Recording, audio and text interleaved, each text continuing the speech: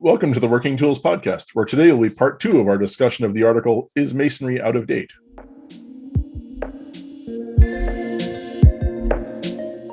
Ladies and gentlemen, brethren all, welcome to the Working Tools Podcast, a casual conversation around Freemasonry. First, it's important to note that our thoughts and opinions are our own and do not reflect those of our Grand Lodge or respective craft or concordant bodies. Please connect with us and ask questions via our website at theworkingtoolspodcast.com.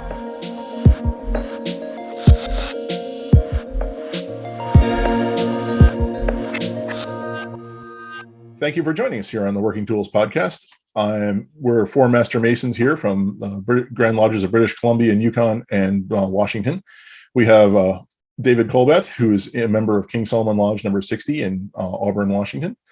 Stephen Chung, who's a member of Prince Charles Lodge 153 in Kelowna, British Columbia, and Jarrod Dunham of Penticton Lodge number 147, also in British Columbia.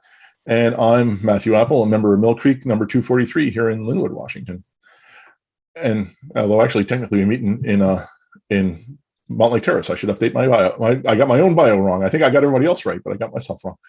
So at the end of our last episode, we were discussing this article, which we have the link to in the show notes, and I encourage you to go and read and listen to our previous episodes because we're sort of picking up where we left off there.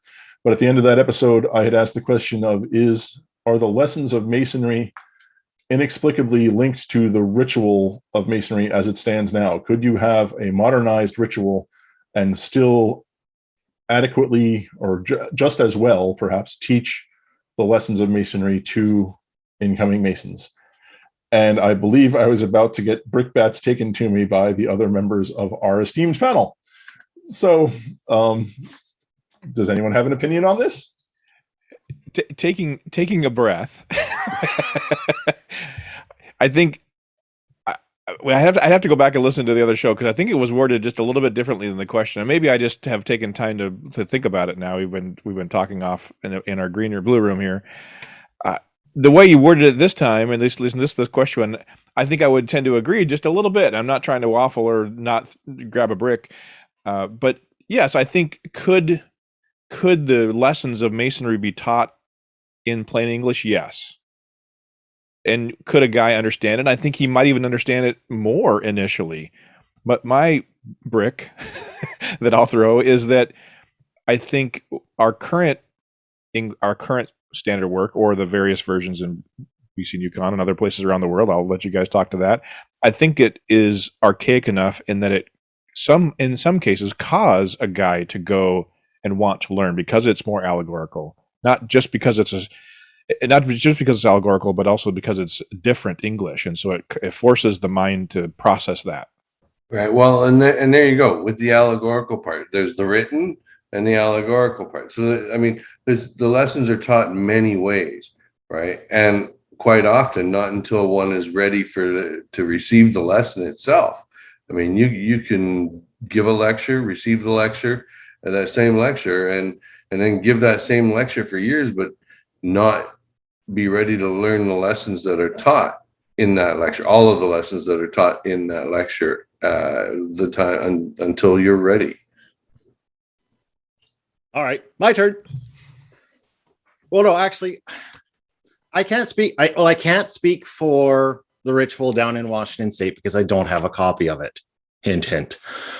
But having read through both the major rituals up here in BC and the Yukon, I don't think actually that the language is that archaic, and I actually don't think that the lessons are hard to understand. I personally think they're right smack dab in your face when you read the ritual.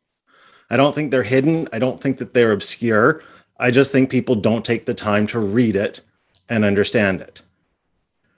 I would actually argue that the language in it, albeit prosy, isn't that out, at least the ones up here, because I mean, our rituals that we're using right now for Canadian and ancient work were, most of them, except for some lodges that are older, were written in the 60s.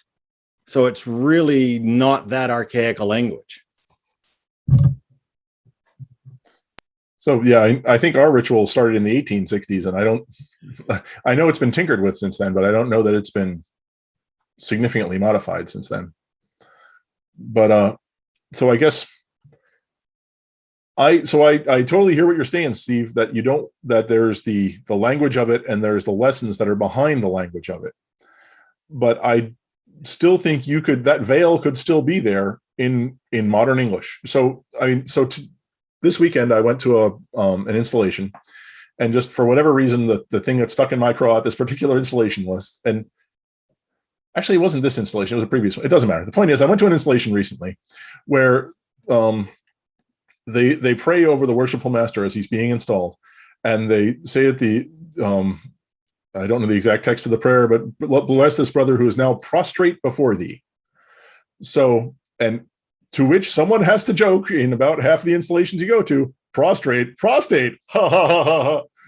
If we were to say kneeling before you instead of prostrate before thee, is anything lost there?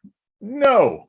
And yet we would not have this inlet of yucks that annoy me.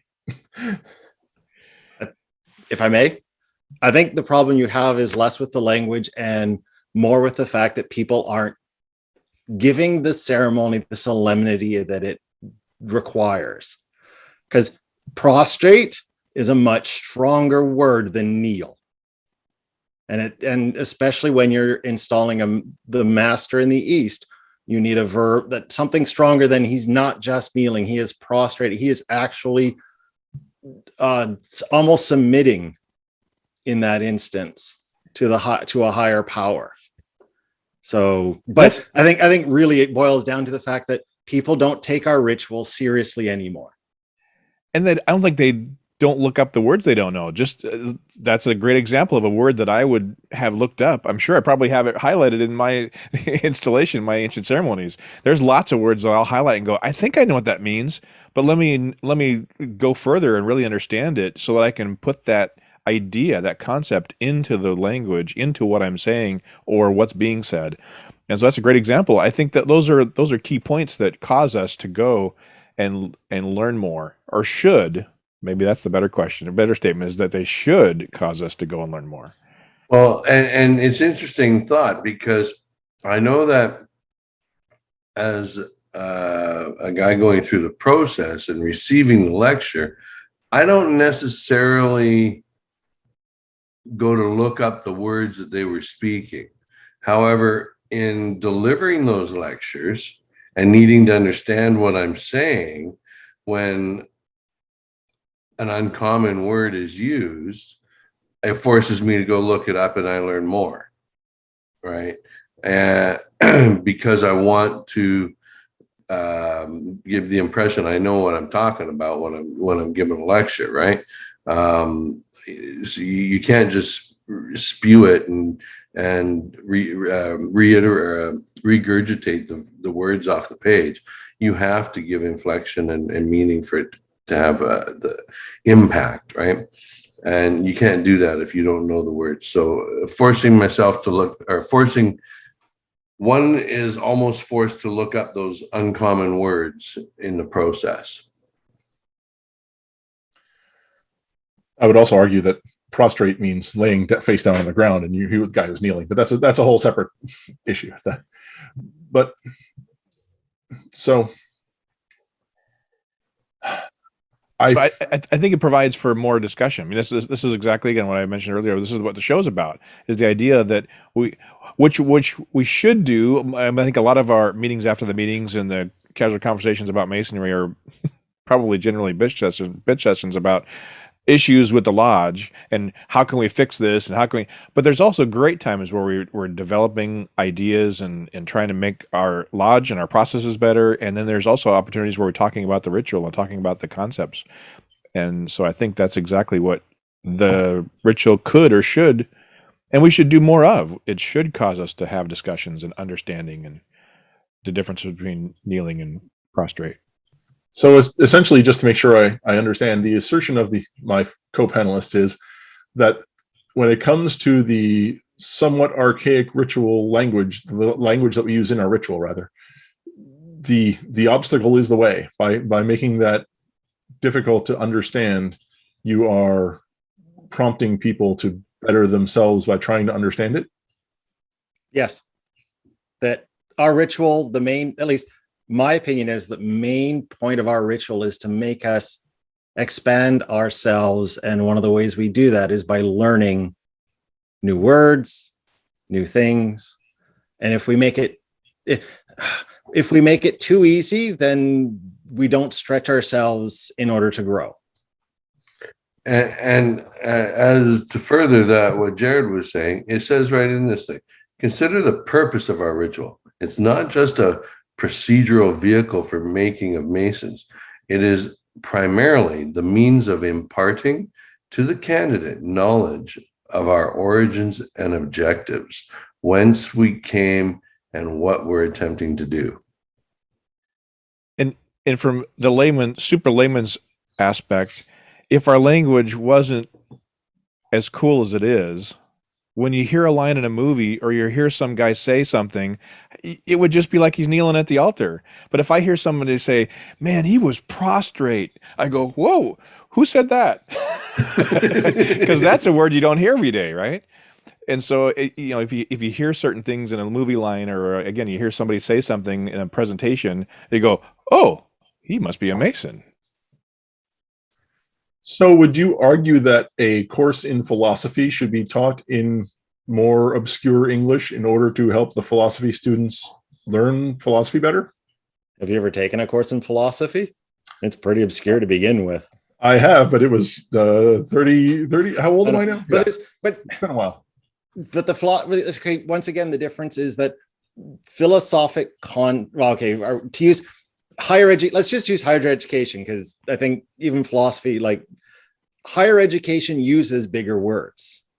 When you take, my degree, in English, the language that you have to write at university is significantly different than what you're writing at high school. And it's that growth that helps you expand. So I would say, yes, that I've totally lost my point. Well, yes, as we learn more, we use bigger words. We do, but then also I would say the years and years ago when I took my philosophy class, that you still had a concept to study, and then the discussion you had was in plain language. I think the discussion and the commentary was in plain language, but the concept was generally more cerebral. So here's an interesting twist on that. Okay, so I've just been helping a guy edit a document he was writing, and I had him remove all these big words that the layman wouldn't understand, right, so that he could clearly get a message across and not confuse anybody, right? And he says, but like he was using the word, even just a simple word called frustration, right? Where he was saying that these people were frustrating the principal officers, or frustrating the office of the worshipful master, or frustrate. And he was, though it was the right word for it, right? It was a lot simpler to say they were challenging, or they were preventing the office from, or preventing the objective from being obtained, or help him find simpler words, because he was going with these really long, elaborate words, and the people who were going to be reading it are already in a frustrated state, and they needed simplicity and clarity, right? I think too that our written language is certainly different than our spoken language, and so if I'm working on a project that I'm going to be delivering or talking about, I'll write it, and then I go back and read it, and as I'm reading it, I'm rewriting it again in my spoken word, if I'm going to be delivering it in spoken word. And so there's certainly a difference between the written and while I think there's a lot of great parts of our ritual that are able to be spoken well, it's still more of a written word. Maybe. So do you think that, what am I trying to say? Do you think that we have lost brothers, really good, wholesome, excellent future brothers, to the complexities of the language in the ritual? Do you think there are some guys who heard us do the first degree and went, oi, and just never came back or whatever, or decided it wasn't for them? No, because if the first degree scared them away, they weren't going to be good Masons, because they weren't willing to put the work in to grow. They wanted something easy, something comfortable, and that's not what Freemasonry is trying to do. It's trying to make us stretch ourselves, and if we're not willing to stretch ourselves, what's the point? And a small plug, that's exactly what steps 2 and 3 of the 6 steps program emphasize. The idea of the language that we use and the words that we use. Do you agree with that? And if they don't, they shouldn't have to first experience that in a degree setting.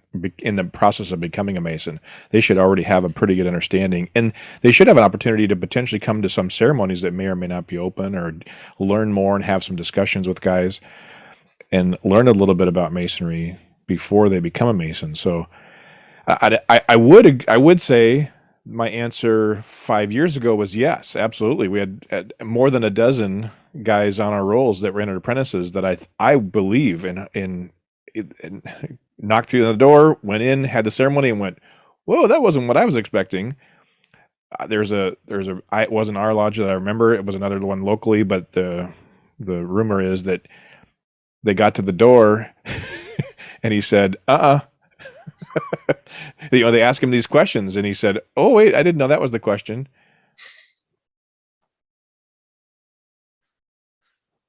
All right. So here's my final grenade on this topic. So again, given that in BC and Yukon, there are 4 different rituals, what if there were a simplified ritual? So I will say it's another grenade that I'm in favor of. If lodges fail, they fail. If lodges succeed, they succeed. Maybe we try to cling to them a little more than we ought to. But that aside, maybe we start, Simplicity Lodge number 318 or whatever it is, and have a simpler ritual and see how that goes. Well, it went over really well. It's called the Canadian work, right? And there's lots of lodges doing it because it's simpler. What you can't see on Spotify is Jarrod's head is spinning around. Canadian work isn't any simpler than ancient work. It's just their prove up that's shorter. We got to be careful. But actually, I don't know how you would simplify the ritual. Well, right here they say fortitude outmoded, and I had to look up outmoded to find out it says fortitude is old-fashioned.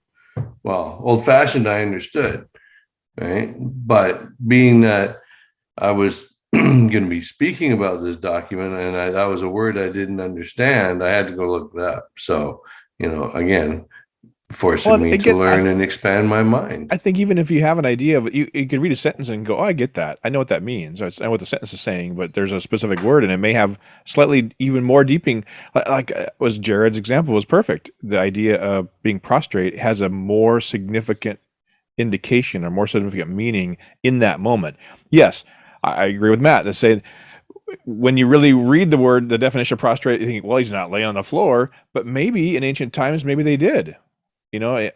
Or from the allegory, maybe they started that way, but probably not. Who knows? Well, not to get into semantics, but there are other meanings for the word prostrate. There's the position, but there's also there's the actual physical position of lying on the floor, and then there's the position of putting yourself in submission too. So, but still, it's good that we have to look words up. That's what dictionaries are for. Well, speaking but now it's not a dictionary, it's called Google. Actually, that's a tangent I'm not going down. Because Google actually does use a proper dictionary when you type it in. I actually like, but Have we had, of course, Zane McEwen's a popular guest on our show. Have we had him to talk about his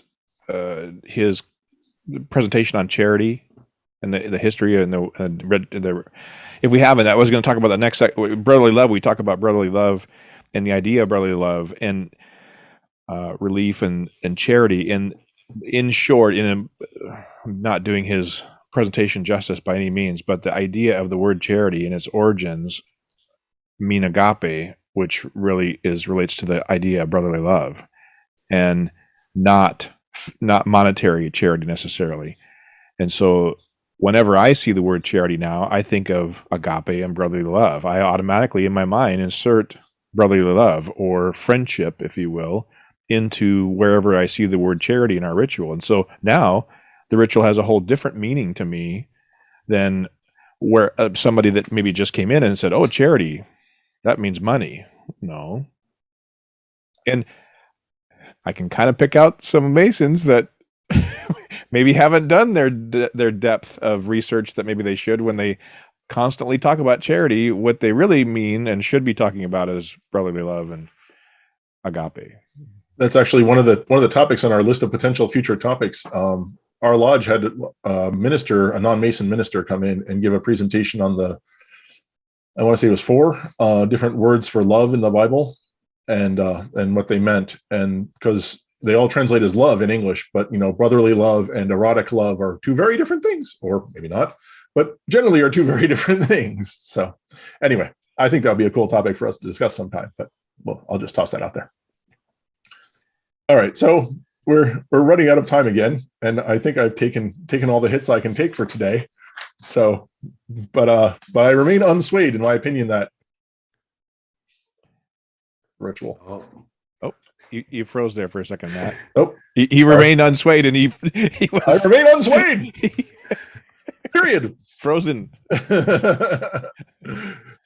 So I remain unswayed that the potential for modernizing the ritual. Ooh, now it says my internet connection is unstable. It doesn't love me more. Well, at least it's not saying you're unstable. And there are some other good elements in here. The idea of the basic principles of Masonry, truth, as Stephen said, truth and temperance and fortitude and prudence and justice. Those are, and the article talks about them at length. But we could summarize them to say that yes, those are all still very important elements. And again, so my assertion would be you could have a modern ritual and not lose any of those things. Those things I wholeheartedly agree. The 4 cardinal virtues, temperance, fortitude, prudence, and justice. I mean, that's the foundation of a whole lot of good stuff right there. And I would definitely not lose that from the ritual as much as I might alter the ritual personally from my own personal opinion, which is wrong. So maybe there should be an Appel version of the ritual in plain language that could be used for further discussion. Wouldn't that be a neat education series?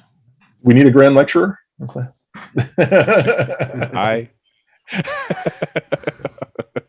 Do you vote? Do you guys vote? How do you vote? Do you vote with your left hand or with your right hand? Right. Yeah. See, we vote. The joke is that the Grand Master was left-handed. Our first Grand Master was left-handed, so we vote with our left hand. Anyway. Well, actually, now I think we push buttons. Well, at Grand Lodge, we push buttons. Yeah, we push buttons now. You push our buttons because don't we lend them to you? Yeah, actually, I think you do. Yeah. Oh, those guys from DC, they push my buttons. All right.